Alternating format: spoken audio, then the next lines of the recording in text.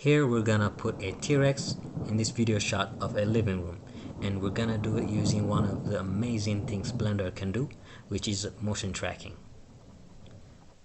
Now let's fire up Blender and let's choose Cycles Render and let's go to motion tracking, and this will take us to the window where we're gonna work. And now we open the video we want.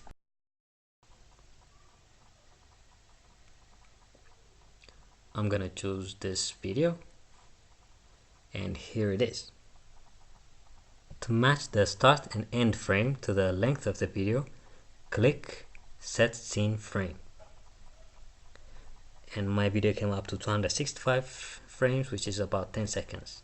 And now we're gonna choose a point for Blender to track, and choose Control and left click and size it up to choose the point you want.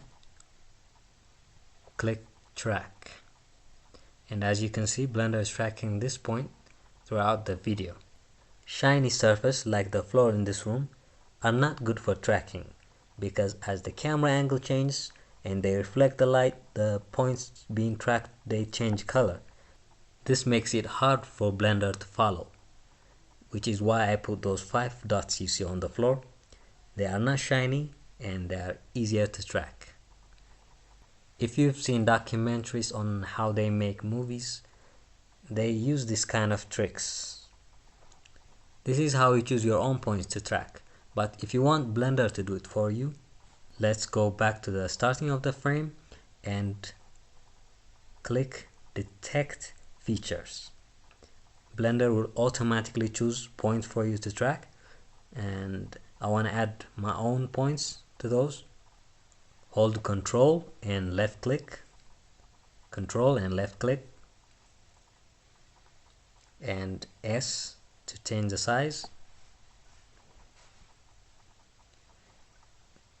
and choose some other points like the corners of the door.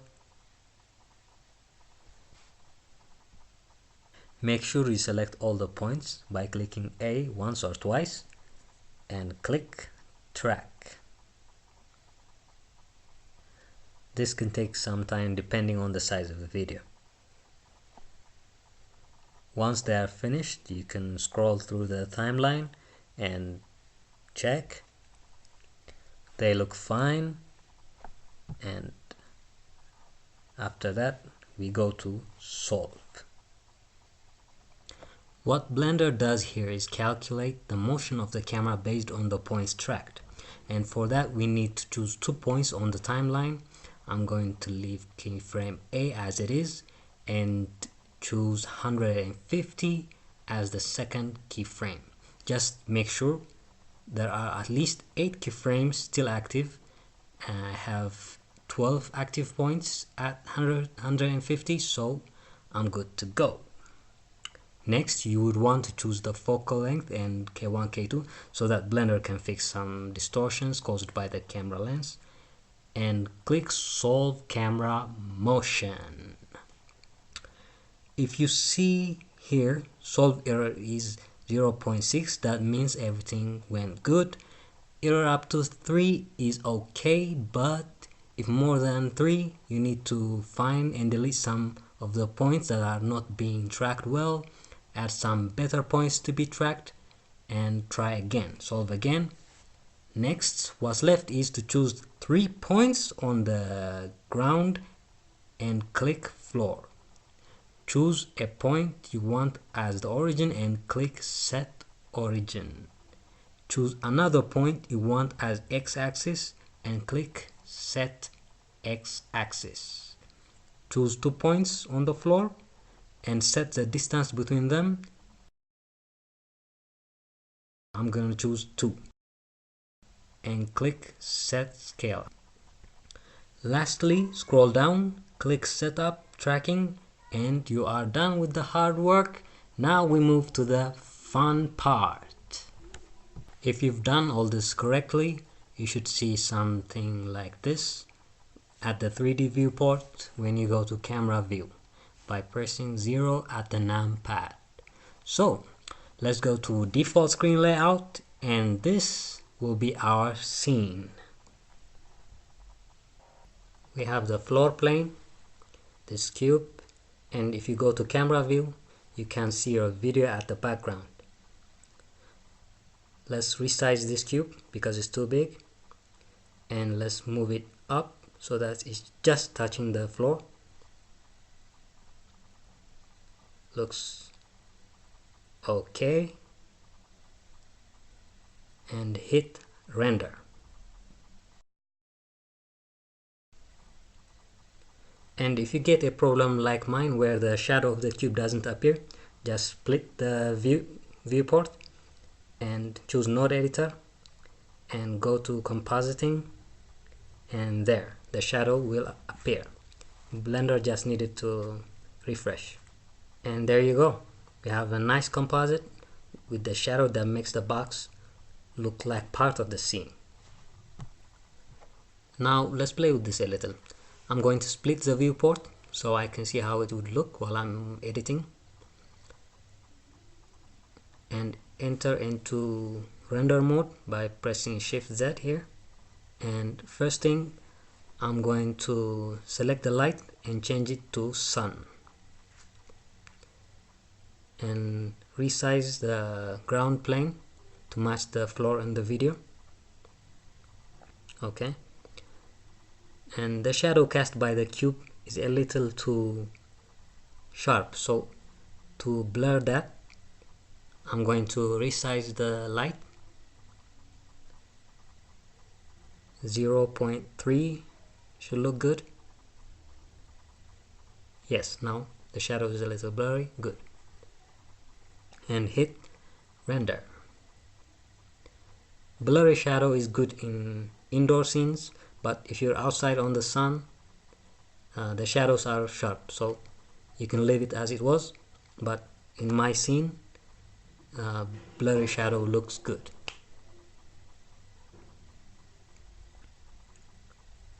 And there it is. Even I can't tell if it's real or not. It looks good.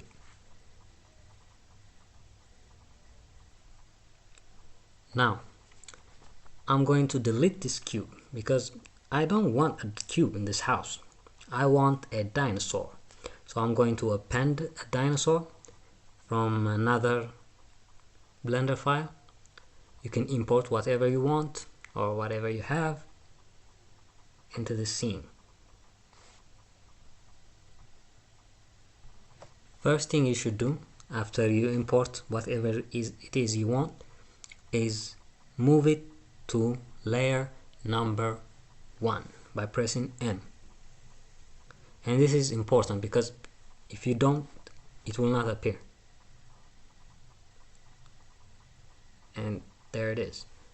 And make sure it fits the screen.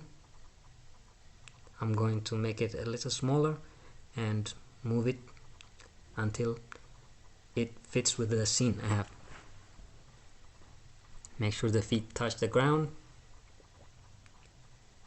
Move it a little.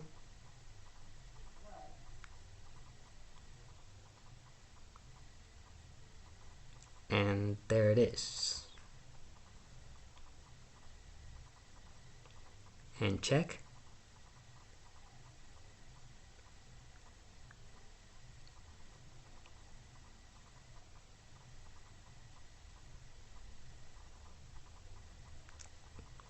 Let me fix something's wrong with the skin. It's a little too dark.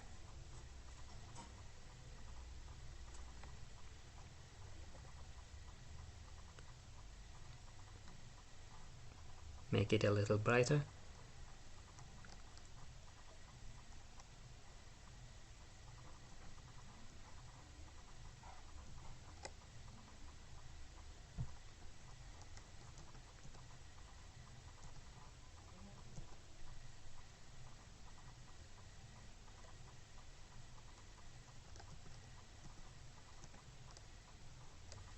Rotate it a little, and I like that.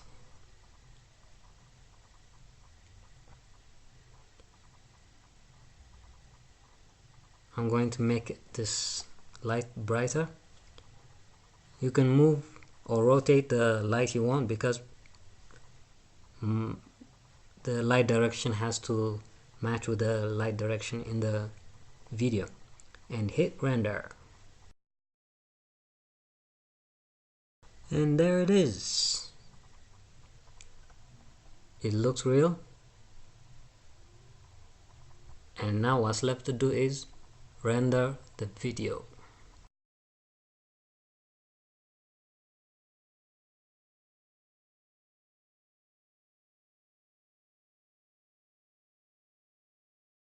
I'm gonna take this to 100%. 50 sampling should be enough. I will render this using GPU. If you don't have GPU, it's fine. You can just hit render animation.